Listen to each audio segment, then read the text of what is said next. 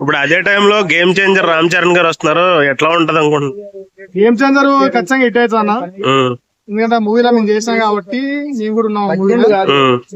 Hit అవుతుంది చాలా వరకు. సునీల్ కామెడీ బాగుంటుంది. దాంట్లో విజయ్ సూర్య కూడా ఉన్నారు.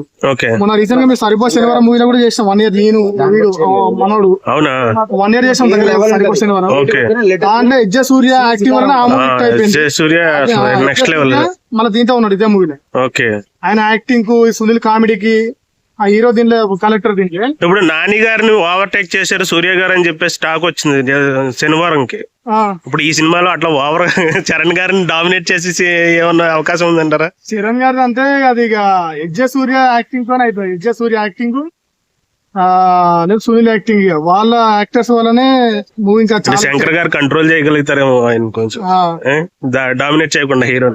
మెయిన్ ఏంటంటే ఒక మూవీలో మెయిన్ హీరో కంటే విలన్ ఎక్కువ ఉంటుంది అసలు కథ. అవునవును, విలనిజం ఎంత గట్టి ఉంటుందో అది మూవీ హిట్ అవుతుంది. అవును, ఆ సరిపోసిన వరం ఎంతగానం చేసినా కానీ అక్కడ విజయ్ సూర్య యాక్టింగ్ ఆయన వాకింగ్ గానీ స్టైల్ గానీ డిఫరెంట్ లుక్ తోనే మూవీ చాలా వరకు హిట్ అయింది. లేకపోతే ఎప్పుడు ఎక్కడికో పోవాలి.